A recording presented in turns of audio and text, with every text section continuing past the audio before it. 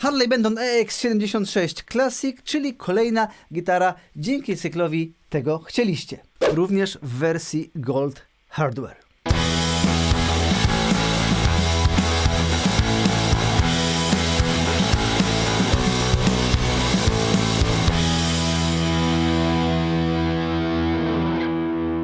Witam Was serdecznie na Overdrive Fan Studio, a w dzisiejszym materiale zapraszam właśnie do prezentacji tychże oto instrumentów. Skąd one się wzięły? Jaką mają swoją inspirację? I jak to się stało, że ten materiał nagrywam? Wszystkiego dowiecie się tuż za czołóweczką. Łapeczka w górę, subskrypcja, dzwoneczek i zaczynamy.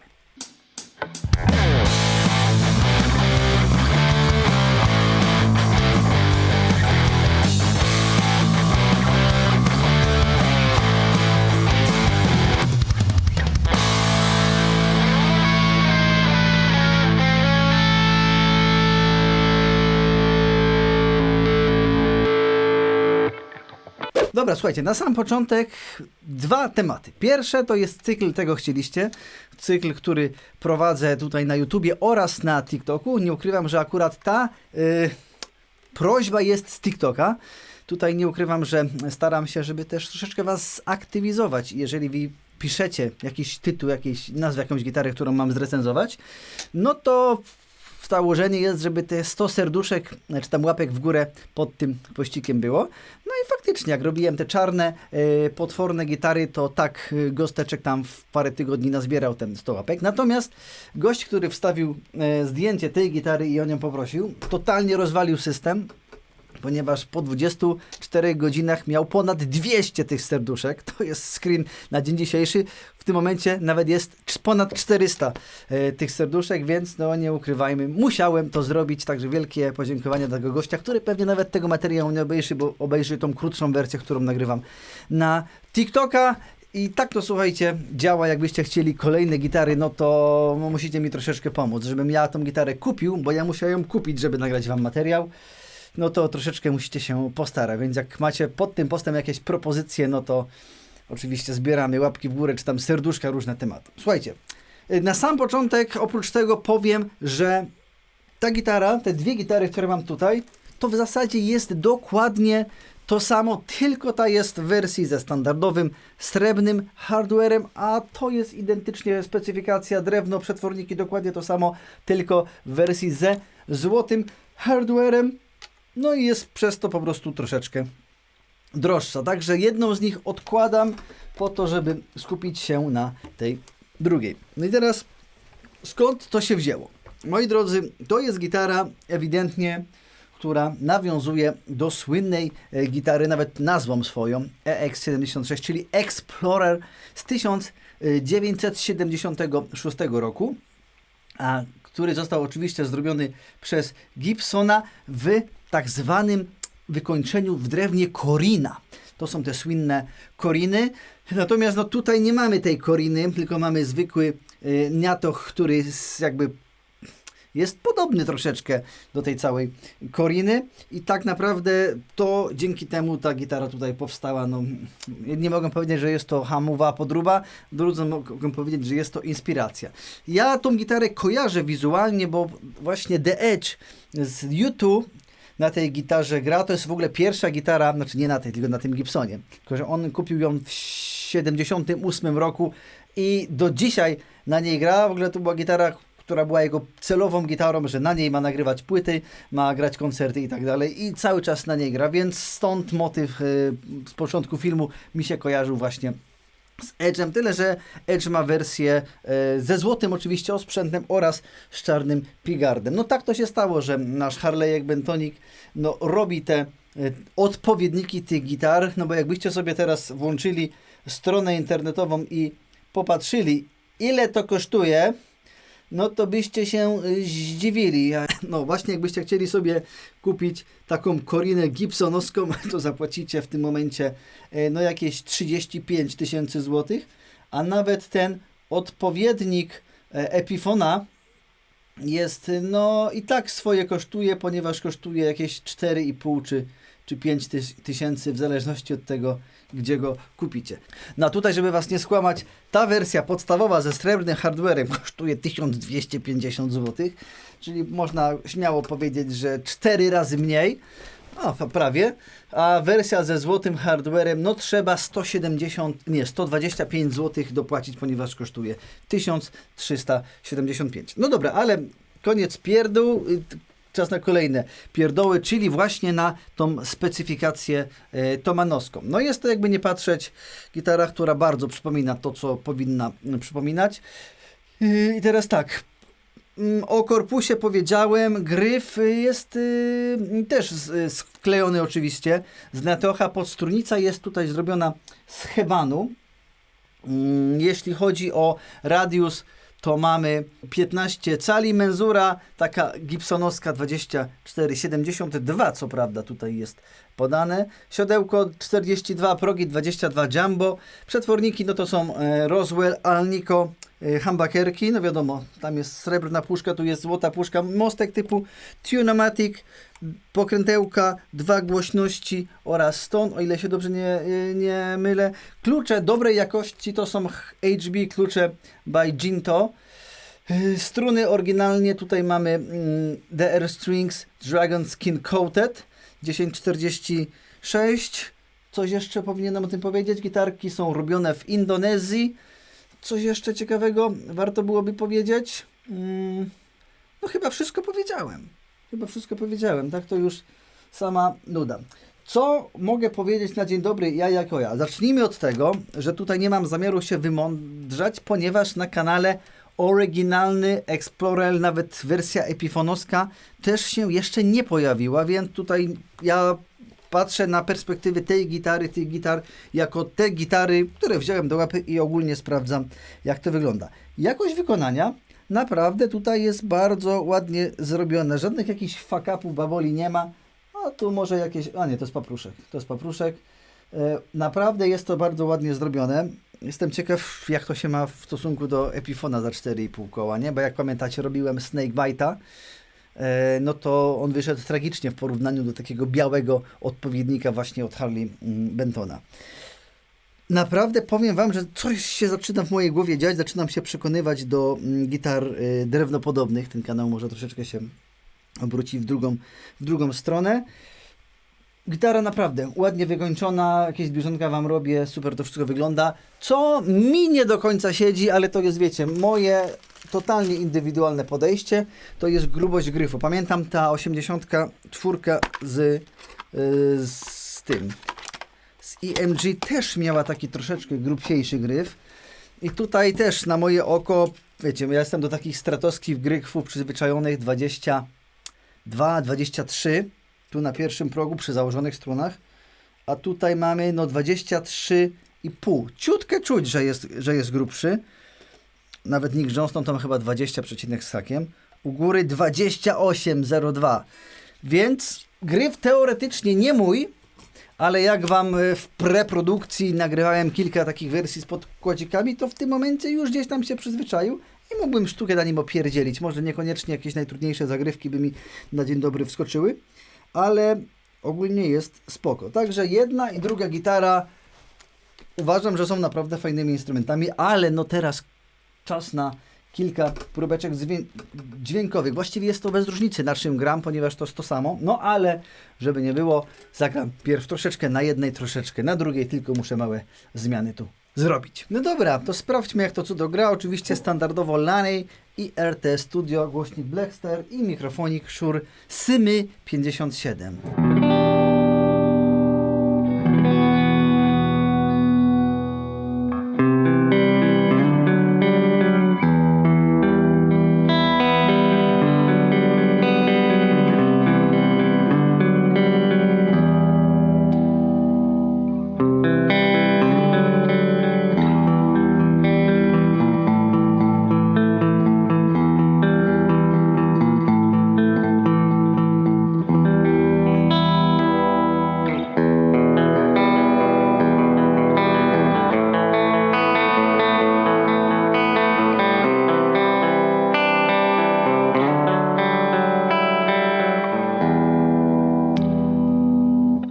Co?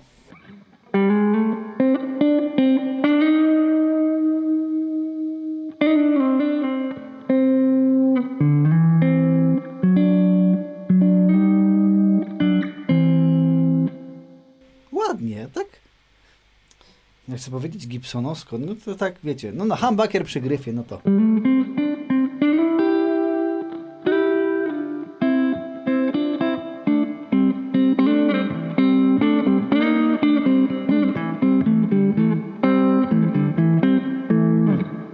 Ładnie, podoba mi się.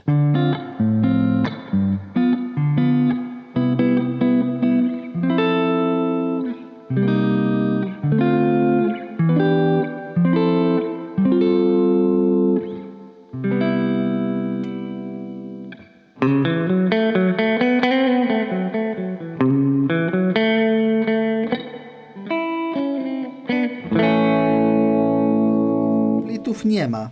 Nie ma żadnych splitów, nie?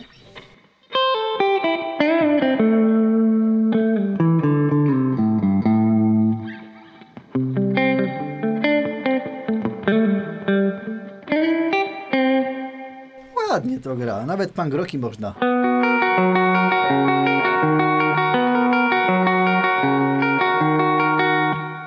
Teraz lekki crunchik. Trochę pogłosu może miałem za dużo.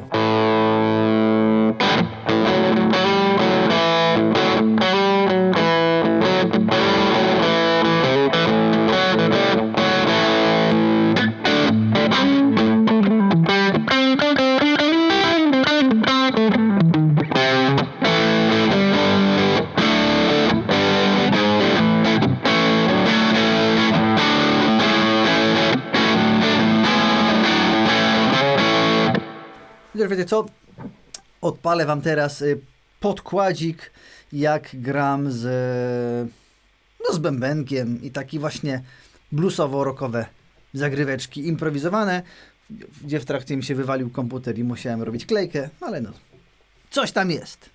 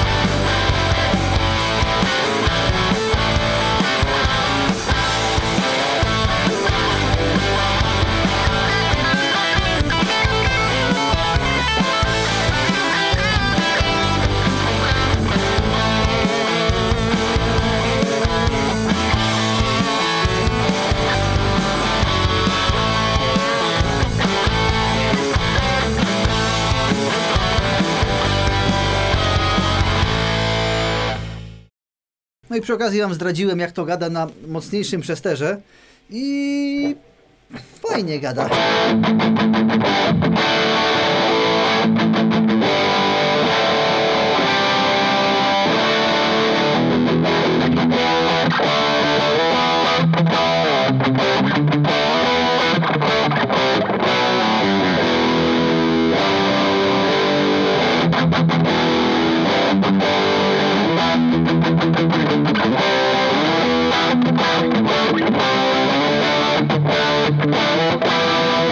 Dobra, weźmiemy tą drugą, żeby jej nie było smutno.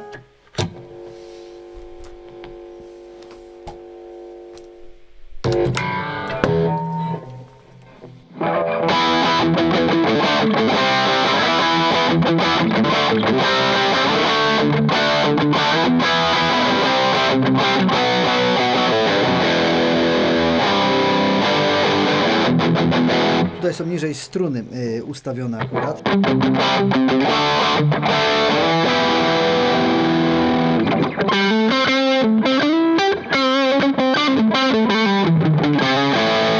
I przypomniało mi się, że jeszcze wam nagrałem fragmencik bluesika. To jeszcze jako przebitka fragment bluesa.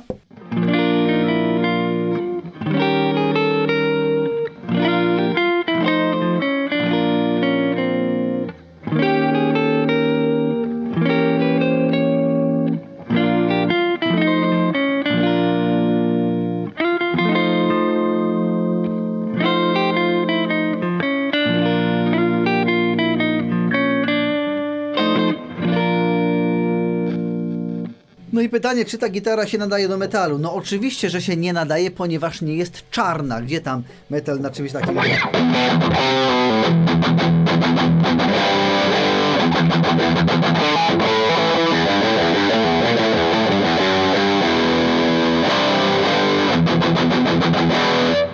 Ale wiecie co, metal to w ogóle wam zagram, znaczy nawet nie metal, tylko coś ostrzejszego z podkładem, przy wykorzystaniu takiego pana, na którym jakiś czas nie grałem, czyli przy szczurze. Pożyczyłem kumplowi, odebrałem go, potem leżał jakiś czas w dziwnym miejscu, w końcu jest, więc stwierdziłem, nagram, zobaczymy sobie to na szczurze, a materiał o samym szczurze oczywiście na kanale również znajdziecie.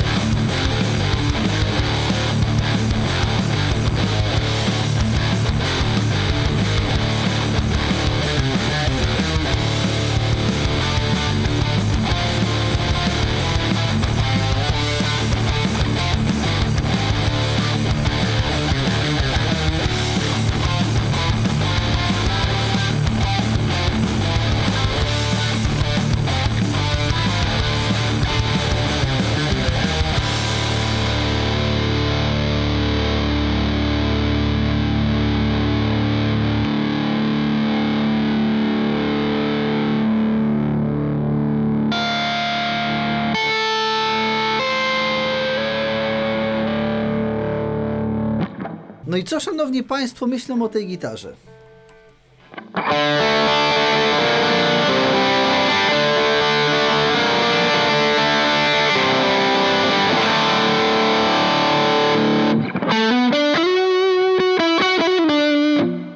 No tak, mi się podoba. Naprawdę, jedyne co mi przeszkadza, to że ten gryf jest grubszy niż moje preferencje tutaj mówią.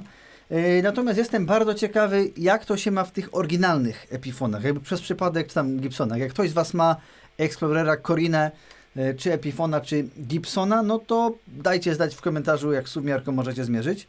Jak będę miał jakąś okazję, to gdzieś tam ja oczywiście też je ogarnę. Cóż jeszcze chciałem powiedzieć, tutaj akurat progów im się nie udało tak pięknie wypolerować, jak w niektórych seriach typu, nie wiem, ST Modern Plus. Natomiast to jest akurat pierdoła, którą ja tam sobie mogę się zająć i to nie jest problem.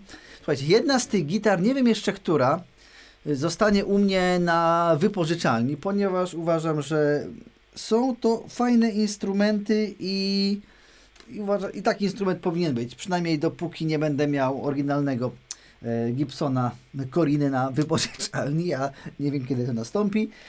Może kiedyś warto mieć marzenia i sprawdzać.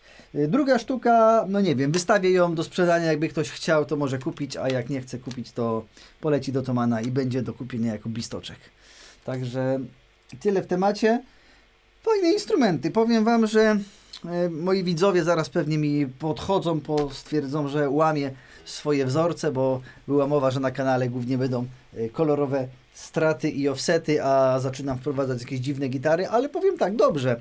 ponieważ ja chcę poznawać różnego rodzaju instrumenty po to, żebym też mógł Wam pomagać, Wam doradzać, wypowiadać się, co ja o tym myślę, chociaż dla wielu z Was moje zdanie może w ogóle być nieistotne lub się z nim możecie nie zgadzać, bo kwestie wizualne i manualne to jest naprawdę temat subiektywny. Ktoś z Was może teraz napisać, kurde, kupiłem tego Harley'ka i ten gruby ryf, wreszcie czuję, że czy mam gitarę w łapie, a nie zabawkę. No, takie są podejścia. Niemniej jednak to jest fajny moment, jak ktoś na przykład marzy. Ktoś marzy o takim Gibsonie, bo słucha YouTube The Edge. Nie wiem, czy też ten gostek z No Doubt nie miał takiej gitary. I chyba nawet z Leonard Skirrent też coś takiego używali. Jak kojarzycie, kto jeszcze na takim Explorerze grał, no to koniecznie napiszcie w komentarzach. No i słuchajcie, no 4,5 klocka na Epifona dużo. Tutaj te 1300 czy 1200 zł, no uważam, że to jest bardzo fajna cena.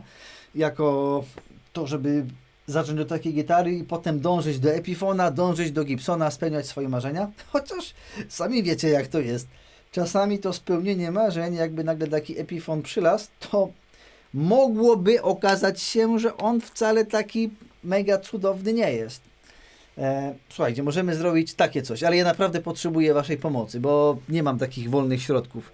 Jak, nie wiem, ten film osiągnie 10 000 wyświetleń i nie wiem, 500 łapek w górę, to nie wiem, kupię tego Explorera, Epifona chociażby i nagram materiał porównawczy. O, może w ten sposób.